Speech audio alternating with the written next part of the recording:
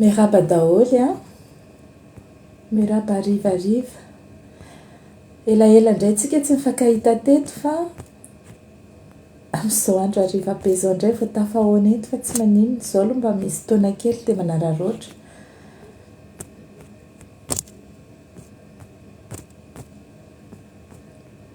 tsy tazona antsika ela be manao partage kely vetivetika dia manomboka tsika.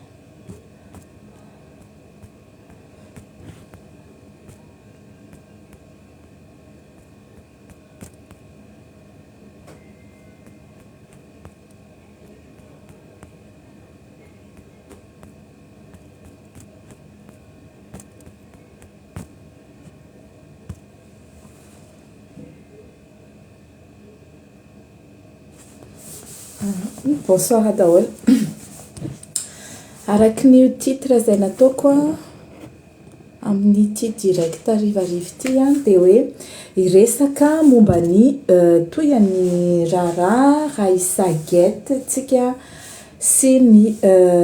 toyandreny vidéo izay nalefanay teto reny. Omaly nisy vidéo anankiray nalefa ary tiako hazavaina antsika iny épisode iny sy inona marina moa zany no tiana tenenina ao anatin'iny, inona no tiana aseho ao anatin'ilay izy ary inona no tokony ho réaction antsika par rapport amin'ireny zavatra ireny. Zao zany ao anatin'iny horonan-peo iny satria horonan-peo moa ilay izy dia nasianay sous-titre dia henontsika fa ity ramatoa atao hoe Raissa izay efa fatapatantsika rehetra moa zany izao hoe olona manahoana dia mitaky vola amin'ireto olo reto omenany ministra ary izy sy ministra zany no mifanaraka hoe angalana vola ireo lehilahy anankiroa Stéphane sy Mikou. Ka rehefa nolazaina zareo hoe omena raha fitiniko zany hoe inona n'ilay tamin'ny vidéo teo aloha dia hoe mila mandoa 100 millions d'ariary tsirairay avy izy tela Stéphane, Mikou ary Zozo izay any Tomasina raha tsy zany zareo dia ho samborina ary ho alefa any Antsefa. Rehefa henointsika amin'izay zany ilay vidéo rehetrarehetra eo dia henontsika fa hoe manontany tena reo olona reo hoe fa inona moa zany ilay tena nataonay maninona moa zany zahay no hoe ho samborina fa nahoana zany zay no inona ilay tena hoe reprochena zareo, inona ilay charge, inona zany ilay hoe atao hoe eloka nataony. Anankiroa ny vidéo nalefantsika telo zany nalefa dia iny fahaefatra dia araky voalaza teo anelan'elan'izay dia hoe satria voaroroy amin'ny affaire Edy Bois de Rose ry zareo. Henontsika tamin'ilay vidéo omaly fa efa notsaraina io affaire Edy Bois de Rose io na ilay affaire na évasion efa voatsara. Ka ny raharaha ohatran'ireny zany eny amin'ny fitsarana rehefa voatsara dia tokony efa niaraka nitsaraina tamin'ireo olona ireo daholo izay rehetra ataontsika hoe voaroroy tamin'ilay raharaha. Inona zany tonga andreto nanaovana dossier lazaina fa hoe mbola ho tsaraina ndraiky io. Teo zany nahitana hoe misy fanaovana extorsion de fonds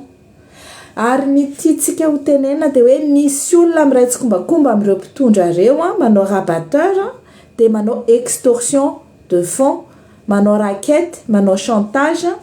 amin'ny ataontsika hoe amin'ny olona izay eritreretin zareo hoe afaka mandoha vola tokony hanam-bola hanaovana an'izany. Niova indray zany ilay fomba fanaovana kolikoly ao Madagasikara. Efa tena tsy eo amin'ilay hoe angalana vola ilay olona manandrara eo amin'ny tribunal fa ilay raharaha amin'ny tribunal mihitsy no foronina mba angalana vola amin'ilay olona. Izay zany ity zavatra ity ary henontsika ao anatin'izany vidéo zany ilay madama Raissa io tena hoe manery ankolaka an'ireto reto ary mampitahotra an'zareo hoe any Antsefa ohatr'izao ary na dia ataony vazivazy ary ilay izy dia ataony mihitsy hoe amidio amidio izy ny tovam-panananareo ilany 2 miliara zany zavatra zany de gaga ianao ohatrany hoe vasivasy ny anaovany alisy fa mba tena imagine nge zany zavatra zany reto hoe tena hoe hivarotra tena hoe andidy oditra andidy tanana tongotra mitsy zany io la mba tsy idirana ny antsefa ary mbola apiny olona 9 izy ny inculpé tamin'le 10 bois de rose gadra daholo afa-tsy ilay olona zay nanaovany intervention nefa nizy any avy eo no milaza hoe io olona io de misy charge zao ary raha ny zavatra tokony izy tokony inculpé izy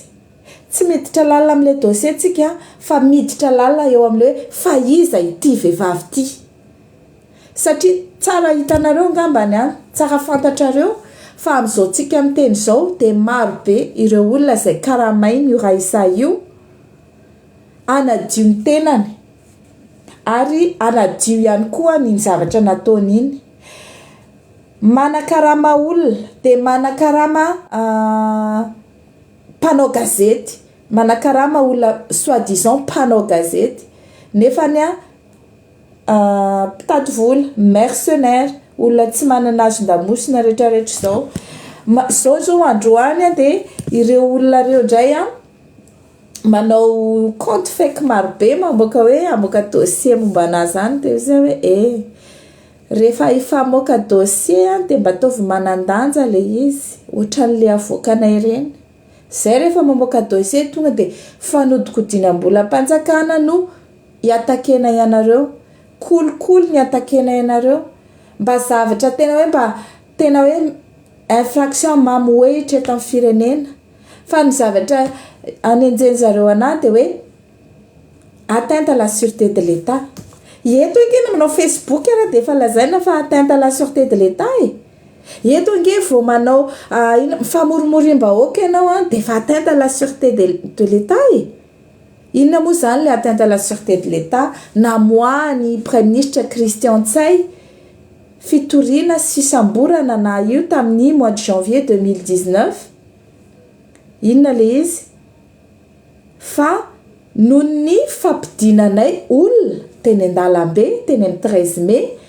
i-contesté ny fifidianana mbola tsy contesté akory fa mbola nampafatarina fotsiny ny osoka zay nataony zareo nampandany anazy teo ka natahotra an'izay hoe fivoahany zay preuve azonay tamin'ny osoka zay de hoe ampisambory io surtout fanirso satria tsara fantatrareo tamin'le lista nameko androany reo olona rehetrarehetra izay anisany notoriany Premier ministre tamin'izany reo olona rehetrarehetra reo de tonga natao enquête tany amin'ny gendarme daholy afa-tsy za rery inona ny antony satria izahay magistrat tsy ataon'ny police sy gendarme enquête raha ohatra ka ianao mise en cause sauf eny amin'ny Bianco fa raha ohatra ianao mise en cause de cour d'appel manao enquête anao na ao amin'ny cour suprême raha ohatra ka hoe infraction économique akolikoly sy zavatra ohatrany de tournement de deniers publics de afaka manao enquête ny PAC sy ny Bianco fa raha ohatra hoe atteinte à la sûreté de l'État infraction de droit commun de tsy maintsy magistrat eny amin'ny cour d'appel na cour suprême de nangataka tamin'ny procureur général tany amin'ny fotoana za zany teny hoe ataovy ara-dalàna procédure fa rehefa tsy ara-dalàna io tsy afaka hipoitra amin'io enquête tsy afaka hamaly ny convocation io ny tenako faharoa manaraka an'izany iza tompoko tena azo IST satria nahoana natahotra ry zareo raha mivoaka amin'ny Madagasikara de andeha hiresaka mikasika an'io proof zay tratra io eny amin'ny haino aman-jery international raha za tokoa aloha ny tafavoaka tamin'io 8 janvier zay nanenjeny zareo na io teny aminareo fa tonga de tany amin'ny TV5 Monde miala avy any Charles de Gaulle de tonga de any amin'ny TV5 Monde manao invité oui tena zay mihitsy nataoko ary nataony zareo zay tsy voako tao Madagasikara tafavoaka ihany moa za zany mois de mars taorinan'iny de nangina kely zany nieritreritra hoe velao aloha zareo hiasy eo kanjo mois de mai, mois de mars ny alatany mois de mai zareo efa manondrana be mihitsy. Efa saika andeha hotrongisiny teo indray ty tanin'olona petraka Soamatsara eo Ambotrimanjaka. Efa saika andeha hototofana indray tanimbary 5000 hectares teny Ambotrimanjaka. Normal be raha ohatra ka tsy hanaiky an'izany ny tenako. Na dia efa nieritritra hoe hiala tao Madagasikara dia andeha anao fitsabotena moa nivoako tamin'izay dia avy hoe andeha anao formation aty-andafy zany hoe leo koa za tamin'ilay Madagasikara dia hoe aleo za andeha anao formation anazavatra aty-andafy aty dia avy eo miverina. Kanjo tsy tafapetraka fa tsy zavatra mandeha amin'izay laoniny amin'ilay firenena. Ireny hitantsika ireny le projet Ambotrimanjaka nanaovana projet tanamasoandro tsisy raha mandeha amin'izay laoniny saika to dia trongotrongiziny zareo amin'ny bulldozer fotsiny ny tanin'olona sy ny tranon'olona tsy minaraka procédure. Ahoana moa nanekena an'izany? Mais bon, tsy ireny ihany fa nanomboka teo ka hatramin'izao tsika miteny izao tsy mitsahatra natao hoe manondrana ty fitondrana foza ty. Mialatsiny efa izay ilay satria hitanao ireny fozaorana ireny rehefa atao anaty tanimbary dia aripany daholo ny vary, ny trondro kely ao anatiny, ny zavatra rehetrarehetra anatin'ny tanimbary. Tsy zavatra miangana izany hoe manapotika izy dia mandrava. Izay zany zavatra misy. Ary amin'izao tsika miteny izao dia tratra izao ireto réseau ana mafia eo amin'ny fitondrana manao rakety manangom-bola hiatrehana fifidianana ondry zareo satria miady atranao izy mianakavy samy teo lohany daholo isolan-drajoelina dia manangom-bola amin'ny fomba mamoetra. Ny sasany manodikodim-bola, ny sasany mandeha manao trafic d'influence ohatrandry Rinara Kotomanga zao trafic d'influence sy favoritisme no ataony. Inona ny zavatra ataony? So dia averintsika fa ohatrany very tadidy manko ny izy iny dia tsy tadidiny hoe inona ilay nataony tao amin'ny SMMC izay nerahany tsokombakomba tamin'ny Mbikerlazy en tant que PCA any SMMC,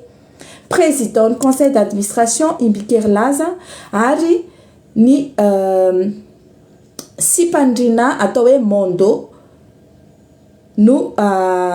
fournisseur no mena ny marché io no payena ireo olona reo zany hoe ny payena zany ny orinasa ty Mondo ty nefa ny asa tsy vita akory no payena ny avance mihoatra ny avance autorisé ny lalàna. Rehefa navoaka moa zany zay rapport ny IGE zay inspection générale de l'État rehefa nivoaka tamin'ny anao manjery rehetrarehetra rehefa hita antsika rehetrarehetra na voaboaka teny dia miala tamin'ny asany izy en tant que directeur de communication ton présidence dia avy eo natao conseiller d'ambassade taty à France fa niady tamin'ny olona rehetrarehetra teo zay nataoko hoe ny foza hohaniny daholo izay tany rehetrarehetra na inona izay tany ametrahana anazy rotika daholo dia tsy zakan'ny olona tao koa ngambana izy tsy accepter ny séjour sy ny asany tsy haiko izay na problème an-tany fa en tout cas voatery miverina any Madagasikara izy sady hitany hoe mety aminazy kokoa any aty tsisy bizina azonao atao akoatra ny bizina manao poids miaraka amin'ny Hermady izay tataminy en tant que PCA adjoint izy dia izy no manao ampimamba amin'ny poids amin'ny Hermady alefa gratuit presque gratuit ny entany rahavaviny izay manana orinasa mandefa entana. Tsy malala izany ao amin'ny CDG ao ary ny mpandefa entana colis rehetra any Madagasikara dia mahafantatra fa Rinara Kotomanga sy ny rahavaviny dia manao bizina poids amin'ny vol Hermady na nandritry ny confinement zany na talohan'ny confinement na après un confinement. Rehefa ohatra ka ny olona tsotra mandefa ara-dalàna mividy poids 10 € 15 € mividy valizy ny zareo tompoko ny valizy nefa angamba efa 35 kg raha ohatra ka 23 kg no déclaré dia fa alefa fotsiny any valizy mandeha tsy misy olona c'est-à-dire normalement ny bagage mandeha avion commercial dia tsy maintsy miaraka amin'ny olona. Entre parenthèse kely fotsiny zay zavatra resako zay hoe ireto mpitondra antsika manao ampimamba ny fahefana izay ananany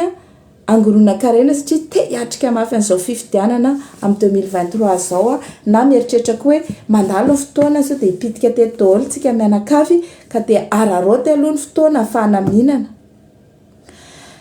Izay zavatra nantony namoana andreny vidéo reny ataontsika hoe amakina n'io réseau-na mafia eo ampito fitondrana io. Izany ao anatiny imbiky moa zany iny niala fa averika ihany tsy ny démission ny imbiky akory ny problème na hoe izay ny solution, tsy izy nisitra akory ny problème fa ny kolikoly izay ataony ka ny fialany tsy mampijanona ny raharaha satria hitantsika tsara nisy olona tamin'ny omaly sy afaka maly iny tratra nangalatra le rangaha dia noboriana ny tanany, tapahany zareo tratra fitsaram-bahoaka izy dia noboriana teo ny tanany. Inona zany no tokony ataontsika andreto mpitondra manao rakety sy mamboatra vahoaka reto? Atsika rehetra mieritreritra miala fotsiny amin'ny asany ve sa inona mivatatena no tokony boriana? Raha ohatra ka hoe ny olon-tsotra zany mangalatra satria tsisy hohanina, satria tsisy asa dia mangalatra hoe tena angalatra tsy haiko nanendaka sana nina le rangaha iny no boriany zareo teo ny tanany. Tsika nefa satria rehefa mpitondra dia ohatra ny to maivamaivana eny deja aloha tsy afaka enjena fitsarana tsotra miandry haute cour de justice zay tsy raisiny tsy saisissevany député mihitsy dia misy zatra mampimesoratanareo eto. Haute cour de justice zay tsy saisissevany député mihitsy firy taona zay nitsanganany haute cour de justice tsy ary mbola nitsara n'ireo minisitra mifandimby izay manana dossier napetraka tany aminy ary ireo ireo enquête izay mandeha mikasika an'ireo olona ambony tsisy toyany hatramin'izao. Aiza ny bombo sucette, aiza ny écran plat, nasorona fotsiny bombo sucette, nasorona ry écran plat, nasorona ry Marie Thérèse dia avy eo dia hoentina any amin'ny hoe cause côtière ny olona avy aty aminay asoronareo katsaka tsaramaso dry amerverezana ny saintsika tsy hanenjika anazy any amin'le kolikoly nataony sy le fanodikodinana ny fahefa-panjakana nananany nanodikodinana volam-bahoaka le izy dia mody atao hoe ny zanaka avy aty moa ko avy aty ananina moa ko dia nasoronareo satria côtier moa dia nasoronareo satria izao moa ko dia nasoronareo dia iny dia verivery eny dia tsy mahasamanenjika ary bianco. Henontsika ao anatin'ny vidéo io fa ka izy io zany misy vola aloha ambony ao dia afakafaka mahina fotsiny ohatry nandevina alika le olona. Ary ny tena loza dia hoe olona tsy manao ninina gadraina. Hitantsika koa ngamba ndreny dénonciation nataon'le Raissa any amin'ny Bianco 5 février ozy izy dia nanao dénonciation izy reto olo reto dia manao devise volamena katsaka tsaramaso. Ny vidéo nalefanay dia nanomboka tamin'ny 25 janvier jusqu'au 2 février dia avy eo 4 février. Rehefa hita n'ity Raissa ty fa mivoaka daholo ny taina fenina lasa izy namorona zavatra hoe hiarovana tena etsy anelanelana izy efa saika nafaty olona ihany koa. Nandeha troboriny tamin'ny antsy le olona ny heveriny fa nanaparitaka an'le vidéo. Infraction sur infraction nataony zany tena miteny aminao fa io raquettage extorsion de fonds fanaovana rabateur io tena mampigadra tena mampigadra fa io madame io tsy zany any zavatra ataony. Tsisy olona tsy mitaraina aty aminay fa izy dia mangalatra tany, fa izy dia tsy tratra mihitsy satria izy dia mampiasa vola sady mampiasa an'io fahalavan'ny tanany io sy ny fahabeazan'ny lamosiny hiarovany tena dia henontsika tsara angamba tamin'ilay vidéo maro tsisy makany antsefa zany fa eny amin'ny cure angambany tsy asiko an'ilay haingo teny kely fanaony ilay izy fa izy ihany maheno iny tsisy mandeha any antsefa zany ozy izy fa eny amin'ny cure ozy izy andehanana misy figadrana angany amin'ny cure zany zavatra ataondreo dia faharoa manaraka an'izay aiza zany nitakina angetra hoe miala fotsiny niditra ataovy ho any fanadihadiana ary ataovy ny fanenjena sy ny famaizana raha mitombona ilay zavatra fa tokony miala ilay ministra mba hahafana manao an'izay fanadihadiana zay aiza ilay fanadihadiana aiza ilay enquête to matoritory fotsiny ao pak bianco samifinina heninay daholo any zavatra ataonareo heninay ny roy finamanana ataonareo ka sao dia hitanila fa tsy izay ny anakarahamananareo lafo be ry bianco ry pak ry samifinina tsy tokony atahotra ny ministra tsony ny tsara pak efa tsy lehibenareo tsony izy ataovy ny asanareo fa ianareo dia misy mandat manana zonareo ary manana fahefana anao ouverture d'enquête pour corruption na ministre na io raisa io na ireo olona rehetra zay mety ho voatonontonona tamin'izany fa inona ny andrasanareo inona le andrasanareo inona avy eo iresaka indray momba le Sri Lankais hatramin'izao tsika miteny zao dia tsy fantatra hoe nakaiza ireo vato izay natao saisie tamin'ireo Sri Lankais ireo tsy vitany manao rakety zany reto mpitondra reto fa sady mbola mangalatra koa ary efa tsy voasamba ny henontsika ny zavatra ohatr'izao angalarany zareo daholo ny volamena ny vato ny devise ny zavatra rehetra tratra amin'ireny saisie ataon'ireny nefa tsy izay ny lalàna dia atao apetraka atao pièce conviction reny dia raha ohatra ka tsy nitombona ny fanenjena dia averina amin'ny tompony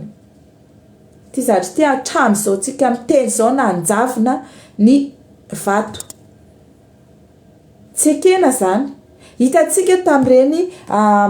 nisy affaire na tsy diso nisy affaire na tsy safira le izy fa ina le vato maintsomaintso ngeda be efa ongamba efa 45 kilo le izy tsy tamandraky tina androany raha tafody tategna mareo 73 kilo na volamena sy le 49 kilo reo nanjavina koa nanjavina ade miteny aleo ihany le izy any Afrique du Sud sy any voilà Émeraude le izy dia izao zany navelavela fotsiny eny nefany ireo Sri Lankais ireo koa dia na tratra ny rakety nataony ty ministra ty sy Tinuka Roberto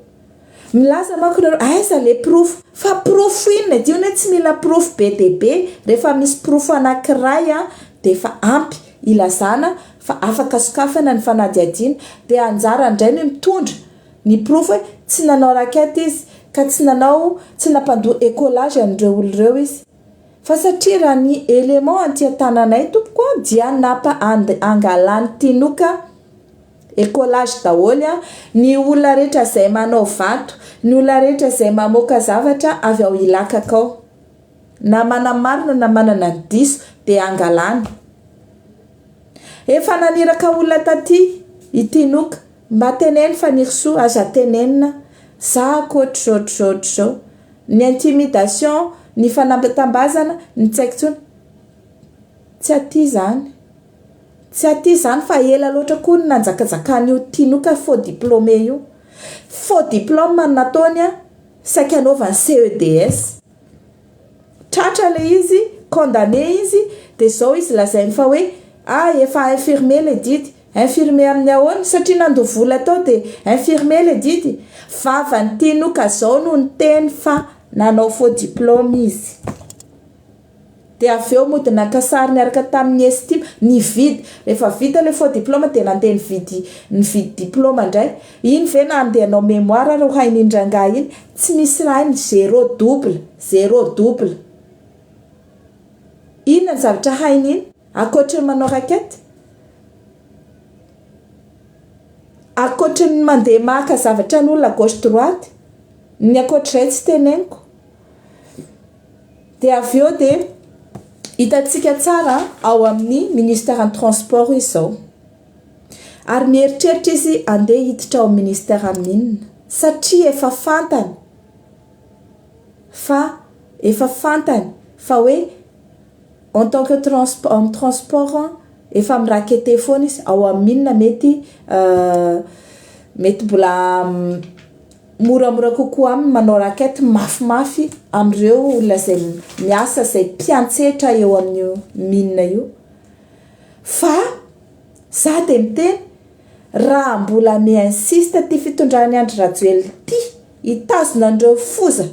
minana n'izay irapa izay arapaka rehetra izay azo arapaka rehetra na fotaka na rano na inona na vary na tsara na ratsy dia le firenena mipotika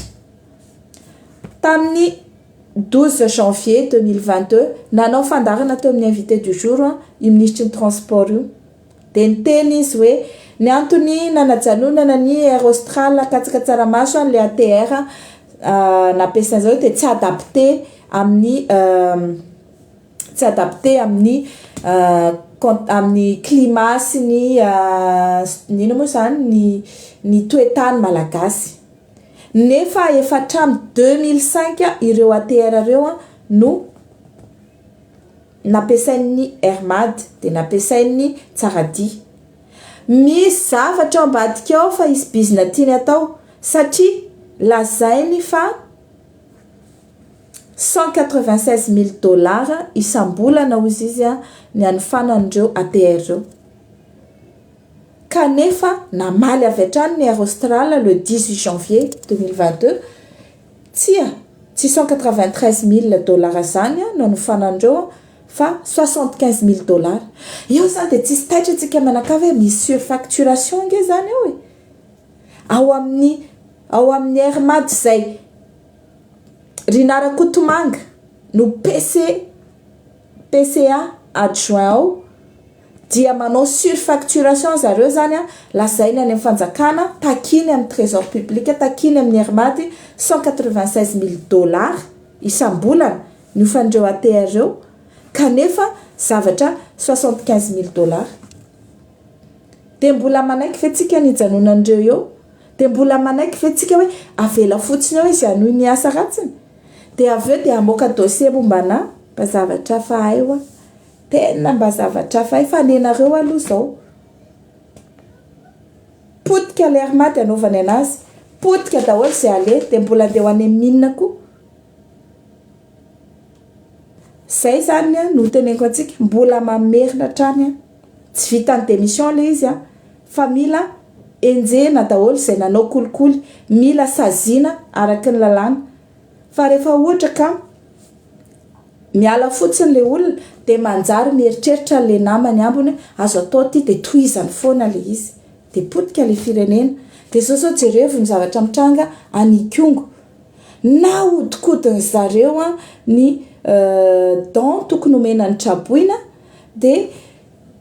fokotany 168 fokotany angambany izay na l'inverse dia vary ray gony sy tapany isaky ny fokotany no nomena nefa ny délégation nandeha tany délégation mafonja be ministry ny défense population tsy haiko tsony na ny déplacement an zareo ary angambany mbola mihoatra lavitra ny vidiny no le donaterina